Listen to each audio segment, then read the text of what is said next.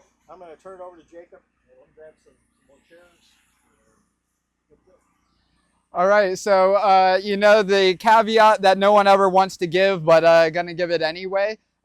Again, we are still in the very early stages of development. We are using a development version of our software. We have encountered some bugs. We're going to do a very, very, very basic flight, and we may not even be able to do a waypoint mission right now in this current version that we have, where typically you'd be able to plug in any game controller and then just operate develop air with a game controller. Right now, it's sending it into land flight mode. Anytime you provide an input via the game controller, we're not able to get that bug sorted out before coming here today. So again, not the most exciting, at least flight demo, but we do have our software. Be more than happy to go through that with you guys. And then I think we also have a couple of our mod kits or the payloads that we attach to develop air. Again, may have to really show those off on the bench more so, but as you guys have any questions or comments, feel free to voice those. Otherwise, I'm just going to go ahead and set develop air out in the field, come back, plug this radio into my computer, and then I think you guys should be able to follow along here.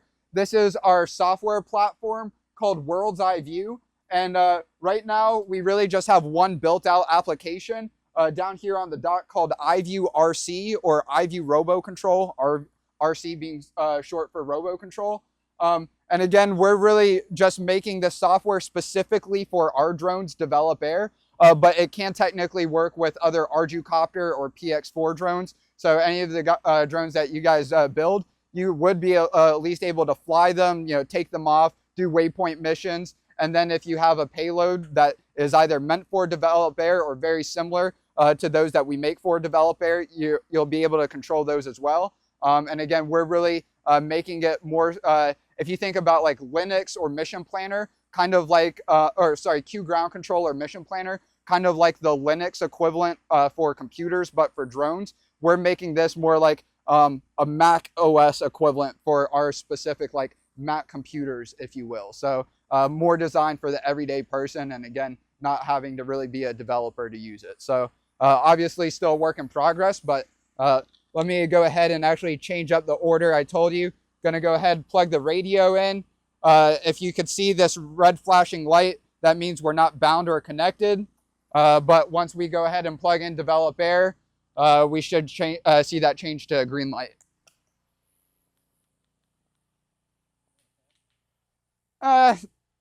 Grass works. Should work.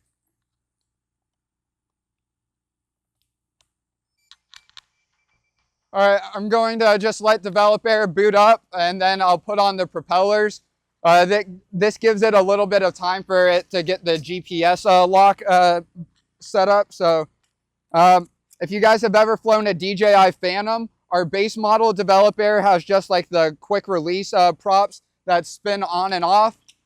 And if you go up to our develop air XE model, this just has the folding props that you'll always keep on. So once you're operational, this is a lot more convenient, but when you're still doing a lot of R&D testing, having the props that come on and off, super quickly is a huge time saver. So that's why we're using develop air today, the base model.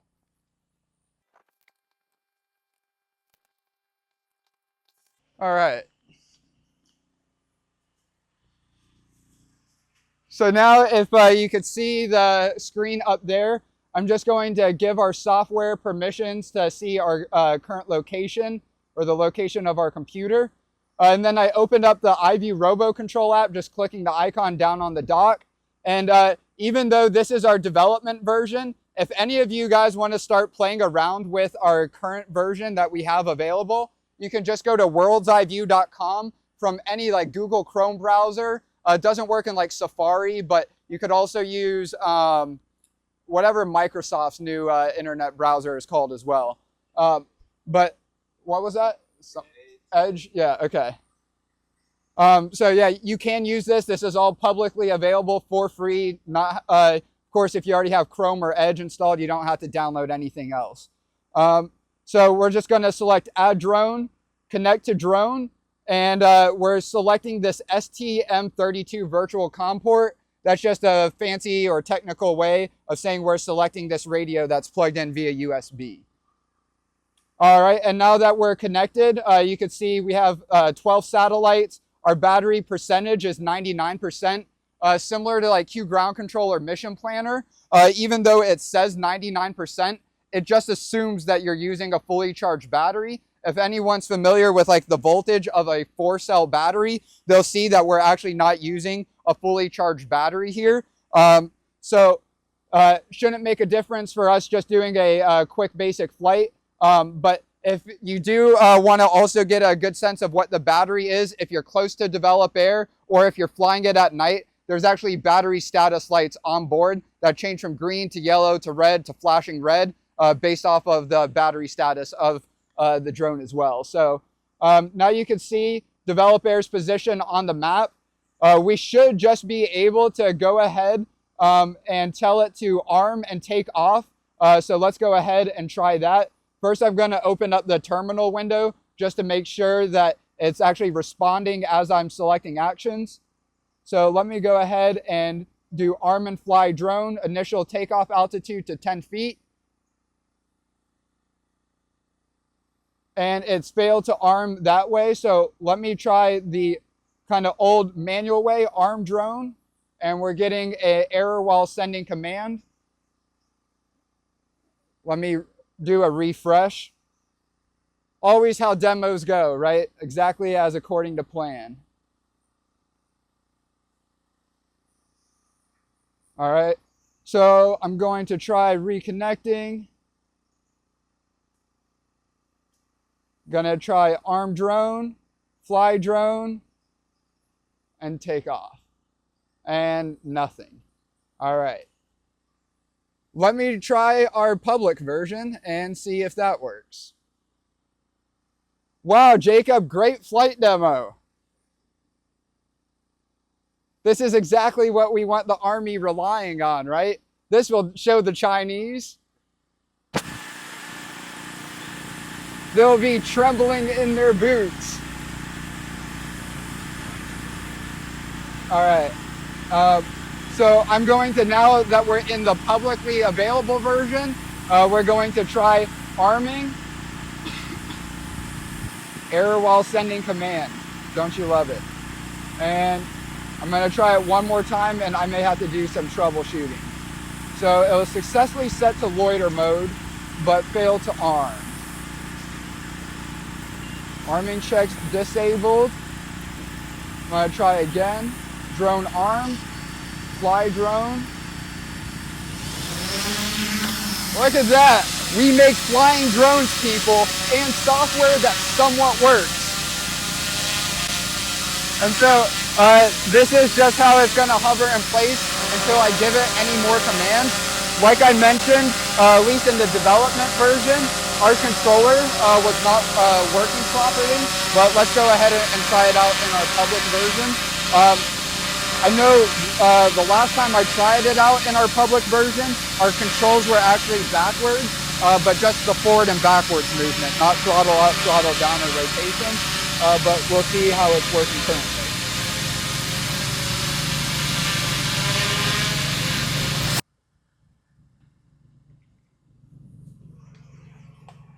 What's your flight time? So on a fully charged battery, you get about 26 minutes. With this model developer. Now you can actually double up the battery, and you can get about 34 to 36 minutes of flight time. And then actually the developer, I see with a couple batteries, you get like 44. All right, so I just plugged in the controller, and now if you check the screen over there, I can press any button to activate the controller. And let's see, I don't think it's working properly, and I think it did put it into land flight mode automatically. So that bug that I was mentioning, yeah, it still applies. So I just put it back into loiter flight mode, and it put itself back into land flight mode. So again, not the greatest software demo, but you can see we make a drone that flies, and the software as well as the hardware is continually being updated. But I'm going to bring it back and then pass it around, and we can answer any questions that you guys may have, especially while I show you some of the other capabilities that we have built out. Maybe just, again, not in the best state for demos right now.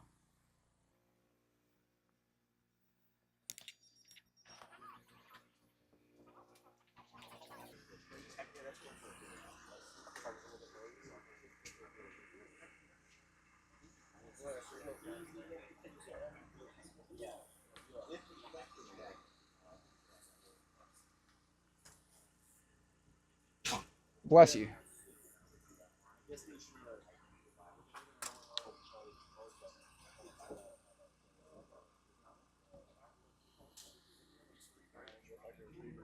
If you guys want to like take that, you can open it up, take a deeper look into it. But yeah, so great question. All of the red and except the tubes, right?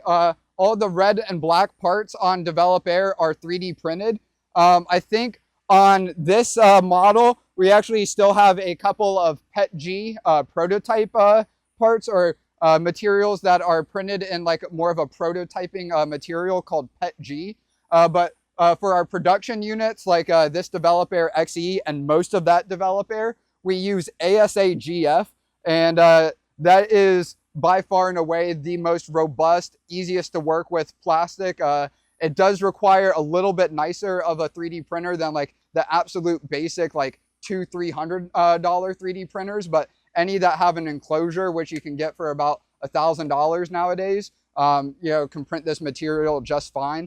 And this is honestly better than the material like that DJI makes their injection molded plastic drones with. So there still are some differences in structural quality or structural integrity going from injection molding to 3D printed. But chances are, if you crash a plastic drone, whether it's injection molded or 3D printed, you're going to have to replace it anyway. And the beauty about 3D printing is we've crashed that exact Develop Air model countless times at this point, never had to change out any of the electronics, and just for $3-4 we have it back up in the air, sometimes the next day, sometimes it's been a couple days, but it is very quick to get these back up and running, and quite frankly could be same day if we really needed that turnaround. We just haven't had that sort of turnaround need in-house. So, and the great part about using these tubes, I was asked about that earlier, is it's pretty much designed around failure points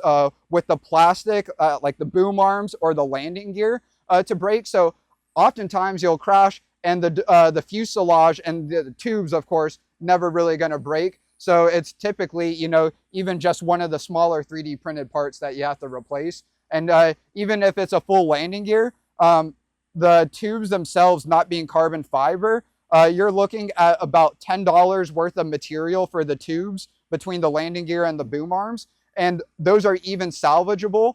Typically, or previously, up until the last like 6 months or so, we were actually just throwing away the landing gear or the boom arms that had like a broken 3D printed piece, but we found that we could actually salvage the tubes as well, just taking like a heat gun to the 3D printed pieces at the end, and then, you know, save a couple bucks, which may not seem like a big deal, but again, when you're working with, you know, even just dozens of units, that adds up really quickly. Or of course, if you're out in the field and you're really needing to get your drone back up in the air, you know, taking a lighter to, you know, one of the 3D printed parts, popping a new one on, and you're back up in the air, you know, in a few minutes.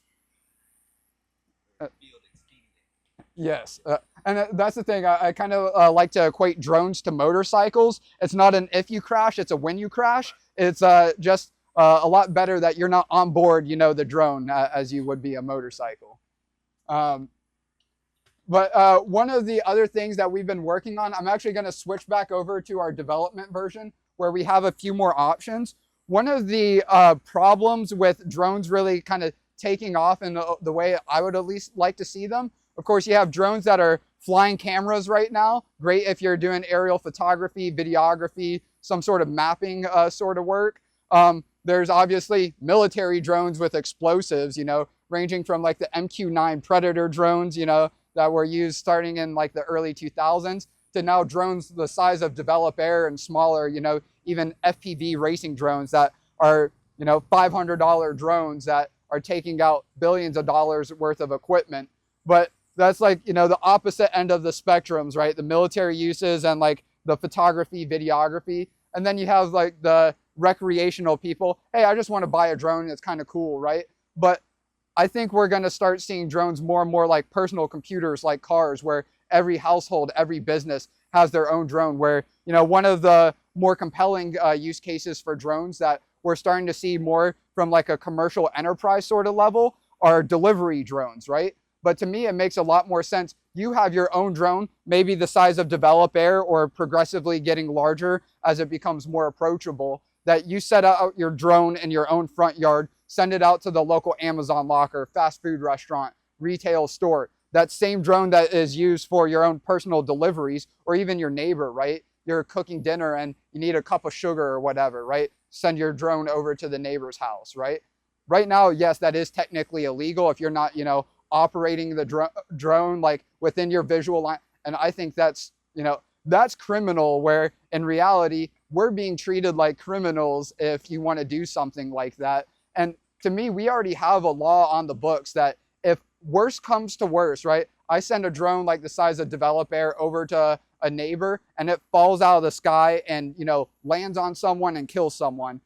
You can already charge me with manslaughter. You don't need to make me a criminal saying, hey, I'm sending a drone over to my neighbor's house just to get a cup of sugar. And right now you would be a criminal for doing that, right? So I am trying to work and change that as much as we're working on the technology, been getting more involved on the politics side, trying to work with people in Congress so they can actually work with the FAA. Because otherwise, we're never going to lead the drone industry in the way that we need to. If China can just say, hey, we're going to pour everything we can into developing this technology. And given, I don't think they're going to use it in the same ways that we as a free, prosperous country, if we can, catch up technically speaking, we can show how they can be used, by the everyday person and not just in the hands of the government or the large enterprises. The police, of course, want all of them to have, access to this sort of technology, but not at the expense of the everyday person. And really kind of looking at it like Samuel Colt with the Colt revolver. As much as, he was selling those to the military early on, it was really, the cliche, God didn't make people equal, the Colt revolver did, and I think that's the same with drones, right? If we continue to build towards a future that it's just the large government agencies, large enterprises, having the access to, operating, building, using drone technology. That's kind of, to me, like if we go back to the early days of the automotive industry, right? Instead of like Henry Ford and Franz Porsche and a few other people saying, hey, we're going to make cars for the everyday person, it would have just stayed with the original delivery businesses that were buying automobiles, and then they were working with local businesses to then provide deliveries to their customers. And then, of course, the delivery businesses were able to, buy their own vehicles. And then over time, it was the everyday person, hey, I could actually just drive myself to the store and pick up my own goods, right? But right now, it's shaping up to where the only way that, use the analogy, if people wanted to use a car back then and it wasn't developed, or if it was developed with like the same regulations that the drone regulations are right now, it would be like, if you want to experience a car, you would only have to ride public transportation, or you'd have a ride sharing service. It would have never been made possible for all of us to, get here in our own cars today, right? And that's unfortunately the way that, our legislation is heading in this country, to where you can't own your own drone. You can't operate your own drone, send it to your neighbor, and again, delivery is still just the tip of the iceberg, but I think that's where a lot of people will see value. But some of these other mod kits will highlight some of those other benefits. All right. So the first one is pretty straightforward. This is a deployment mod kit. It's going to be hard to tell exactly what it does from this image, but I'll pull up a video. So this, has anyone heard of a solenoid? There's basically like a little servo motor that pushes a rod and then it can pull it back. And so you can like run that rod through like a mesh bag as an example. And we were actually contracted by a golf tournament down near Metro Atlanta, where previously they had a helicopter drop a bunch of golf balls over the putting green for like this raffle ball drop that they were doing. So like 200 golf balls were numbered, and whoever had like the golf ball with the number. Oh, you actually have the deployment mod kit? Look at that. It's not just tell, it's show and tell. So yeah, this is a look at the deployment mod kit up close. So basically this rod would run through the bottom side of the mesh bag just to always stay locked onto it, so to speak. And then this rod gets pulled and then pushed like that. So then you could run the rod through the open side of the bag. And then so once it releases, then the open side of the bag drops and everything that is in it goes with it. So I mentioned that we have done this with golf balls, but we also did a candy drop. We went out to Oklahoma City Community College and did like a workshop with some students as some outreach, and you know, made it rain candy. And then we have a smaller version, and I'll show videos of these in use, especially as you guys are interested. But this is our dispenser mod kit, and I kind of glossed over it for the deployment mod kit. There's just a button that says deploy and then reset. Have you guys done any work with controlling a retractable landing gear or any sort of like servo-based payload in Mission Planner or Q ground control? Because if not, it is a, pardon my English, a pain in the ass, right? Like, I'll show off how that's done. Actually, yeah, let me do that while we're here.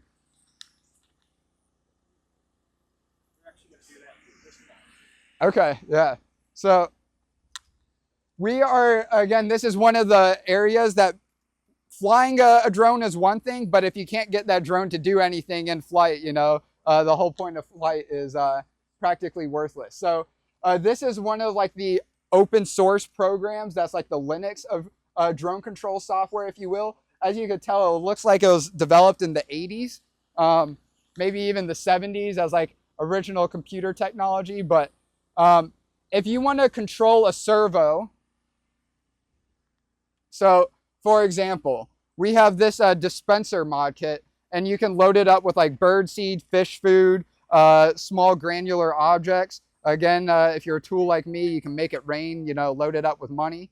But if you want to like push this open and then pull it closed, in Mission Planner, you would have to select one of the numbers 5 through 16 that you have in this list, and then select like low to open it and then high to close it. But you also have these values that is like 1800, 1900, 1100, 1900, so on down the list. So you basically have to program this. So you just can't click a button that says open and then it opens all the way, right? You have to say this opened all the way is a signal of 1100. And then you have to say, I'm actually connected to port number 7. So we've simplified that on our drones. Instead of having to like connect it directly as you typically would, there's 2 of these, what are called PWM breakout boards. And so these are where all of your peripherals or any of your payloads that you attach to your drone go. So you can see we have this pretty much filled up. This says 1 through 8, but it's actually misleading. And again, one of the many problems with the DIY drone space, people aren't thinking about that everyday person. So this is actually 9 through 16. And this other one that also says 1 through 8 is 1 through 8. So again, we have 5 through 16, but 1 through 4 are missing.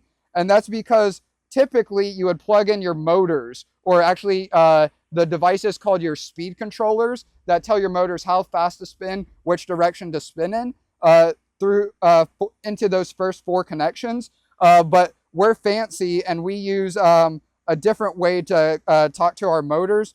through one of the telemetry ports, and it's using a fancy protocol called OneWire. Probably too in the weeds for anyone here, but if you have more questions about it, more than happy to go into those specifics. But again, the real pain point here is figuring out where am I connecting my payload and what signal am I having to send to my payload to be able to control it. So we've simplified that to where in our software,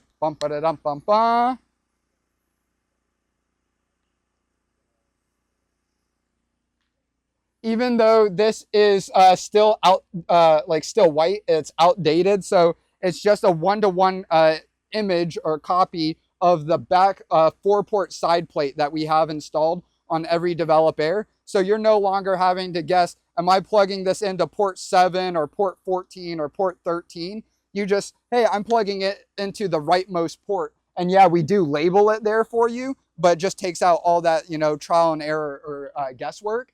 And then even better yet, you don't have to say, I want to send a signal of 700 to open up the drawer and then a signal of 1400 to close the drawer. You can either just hold down the open button to gradually open the drawer, or press the close button and gradually close the door. Or if you want to quickly open and close it, you have the slider to open and close it, right? So again, we're pretty much doing what the personal computer industry saw, where right now, still with Develop Air, it's pretty much a drone, not, hey, I'm going to buy this drone off the shelf and it's going to do exactly what I want to do. It's still at the phase like, I'm going to buy a drone and see what I can get it to do, right? And so we're trying to take a lot of that out of the equation. But again, it's not an overnight process. And the more people that we can get excited about, making drones more accessible to the everyday person, the better off we're all going to be as a result.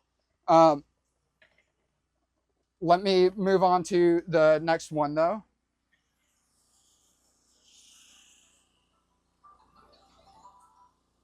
So this one is a little bit more complex, but instead of one port, it has 2 ports or 2 connections. So here, again, not quite as streamlined as we would like. However, you can see you have one option to select the vertical tilt, so you can move the spotlight up and down, as well as one for the lights. So if I go back to the control screen, and I just turned on the spotlight, so now I can just turn on and off the spotlight, or I can change the brightness of the spotlight, or I could put it in like an SOS sort of flashing mode. And then similarly, I also have a scroll bar that you can adjust the tilt, or like I was saying for the dispenser, have the ability to tilt up and down, just holding down the buttons.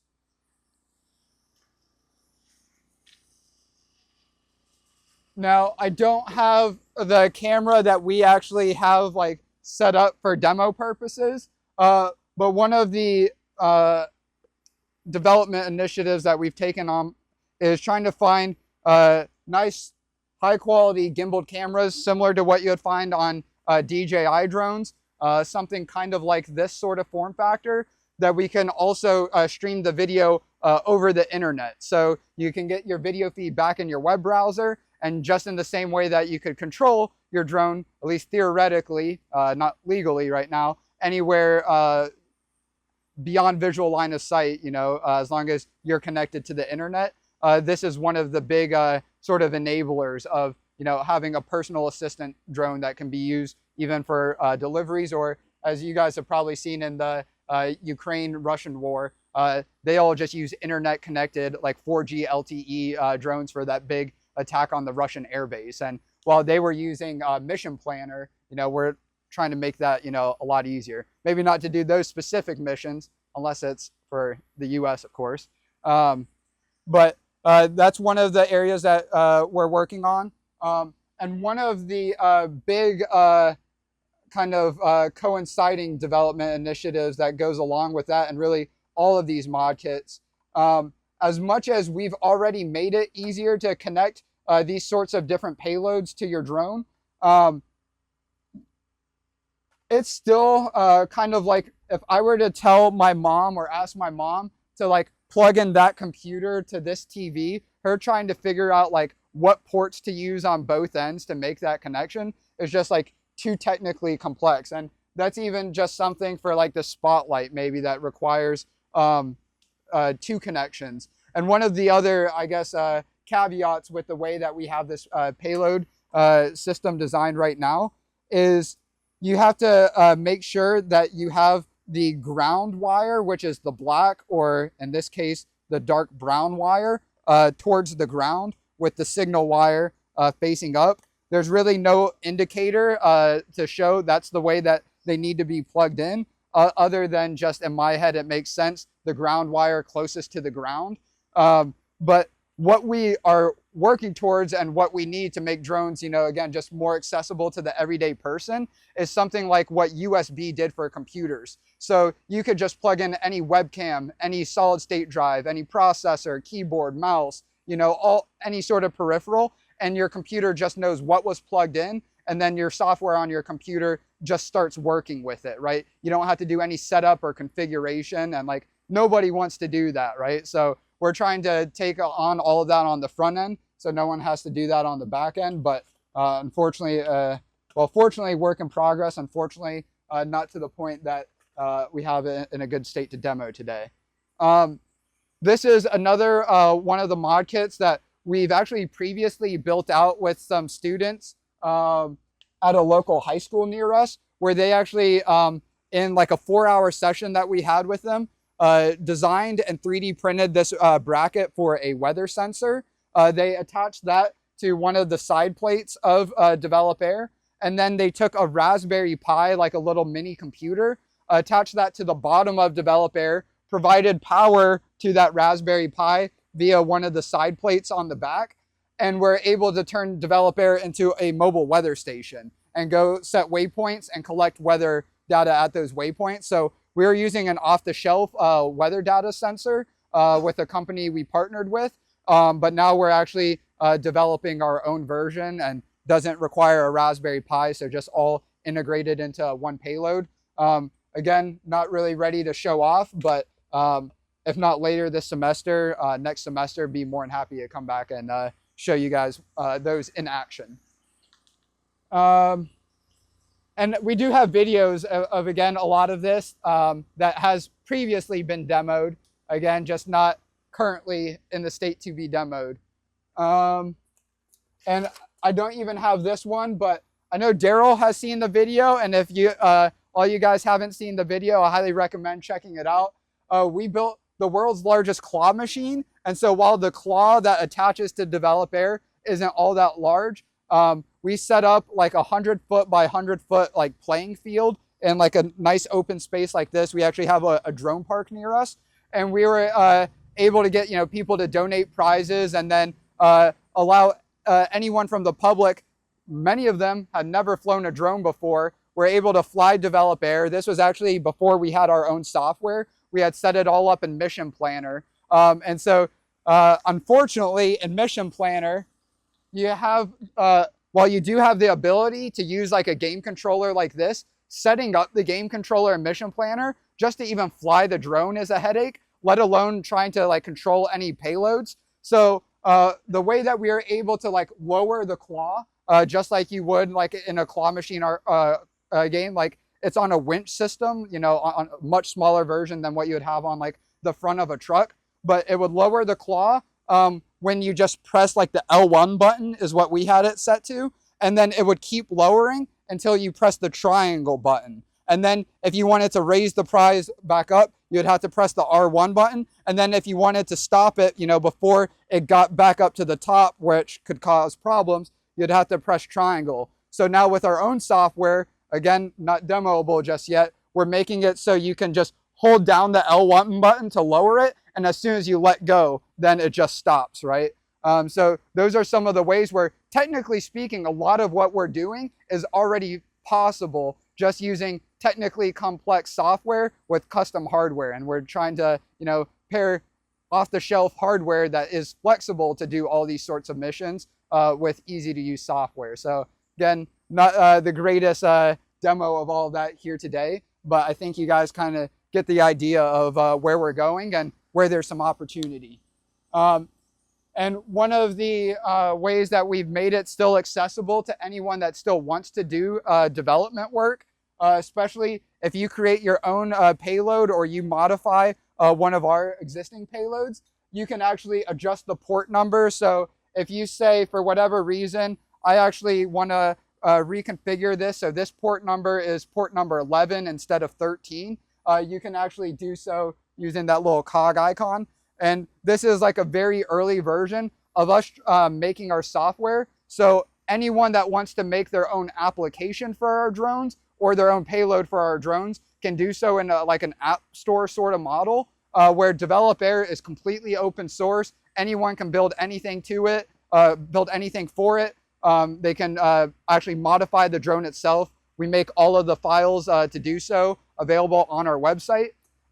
We're working towards a more like proprietary product, but still want to make it open to developers. And so that's where we're making our software proprietary, but still making it so you can like customize the options that we already have built out. But then of course, one of the applications that we're building, and I'll share a few different examples of how it can be used. So everyone here is probably familiar with a drone doing a basic mapping mission, right? Like the drone's going up and down, flying a waypoint mission or a survey, a grid pattern, taking photos automatically.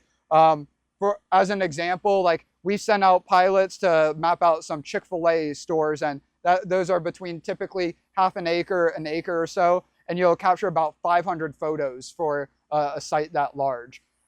You stitch all those together, create a 1-to-1 scale 3D model, and that's actually what we're using to update the world map here. So we're basically just using the same satellite imagery that like Google Maps is using, and actually all of that satellite imagery that they're using is the same sort of technology I just talked about, where you're instead of stitching together drone photos, they're just stitching together satellite photos. But drone photos, a lot lower to the ground, a lot higher resolution, and you can update that part of the map a lot more frequently with a drone than you can waiting for a satellite to come back around that specific area, right? So beyond just making the world, more accessible, more a more up-to-date view of the world, making also the autonomy better, kind of like in the same sort of like Tesla autopilot sense. But then beyond just allowing for navigation, thinking about, again, a drone having a camera system and then either having a processor like an NVIDIA Jetson, a Raspberry Pi, or it just being connected to the internet. So as your drone is doing like one of those mapping missions, let's say from a law enforcement perspective, you wanted to search for a gray Honda Accord in that area, right? Then just in our search bar, again, not developed out yet, but in our search bar, instead of typing in a location you want to zoom into, you just type in gray Honda Accord. And now when your drone is on that mapping mission, it's dropping pins on the map wherever it detects a gray Honda Accord within that area, right? And then think about from a consumer perspective, where that same drone could be utilized, as I mentioned before, to do your own deliveries for the household.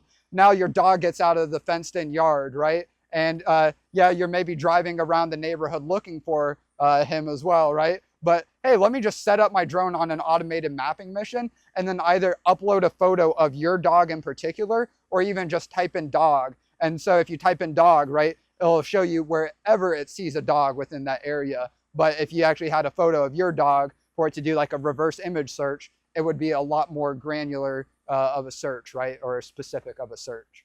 So yeah, a lot of that, again, more tell than show, but more than happy to continue showing any of this on the bench if you guys want to like see the spotlight or whatever in action. Otherwise, the last two things that I kind of have to show from our roadmap, at least off the top of my head, is this Develop Air Mini is our newest in the Develop Air product line.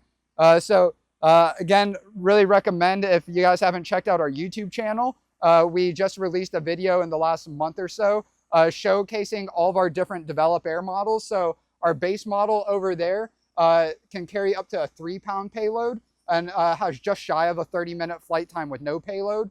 Our Develop Air XE has a 5-pound payload capacity, and that has just over a 30-minute flight time with no payload.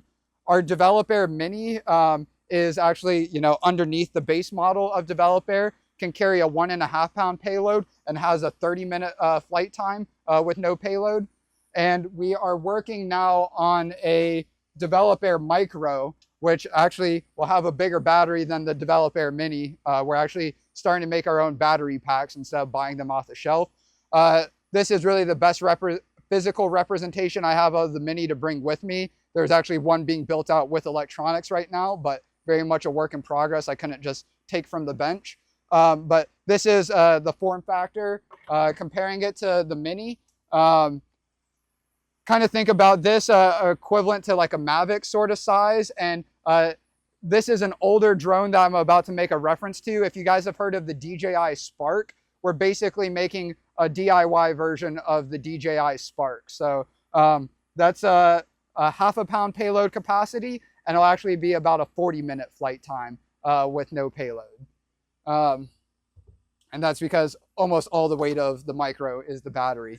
And then the one that I don't have any physical representation, if any of you guys were here the last time we were here, we actually did a flight demo with our Develop-Air HP on a tether system. So all of our Develop-Air models that we have actually built out here are running on a 4-cell battery. Our Develop-Air HP can carry a 7-pound payload and runs on a 6-cell battery. And that also allows it to be operated on a tether system. So like the city of Chicago, while these are really development platforms, they were able to use a couple of Develop-Air on tether systems for their event security sort of operations, where they need a drone providing an eye in the sky sort of perspective on like music festivals and other events that they're having. And they don't want to take the drone down every 25, 30 minutes, swap out a battery, and then, lose that eye in the sky, so to speak. But yeah, again, more than happy to address any other questions that you guys have and, go into any more detail. But thank you guys for giving me the opportunity to show you guys what we're working on. And hopefully, to whatever degree you guys are interested, we can work on this together. So thank you.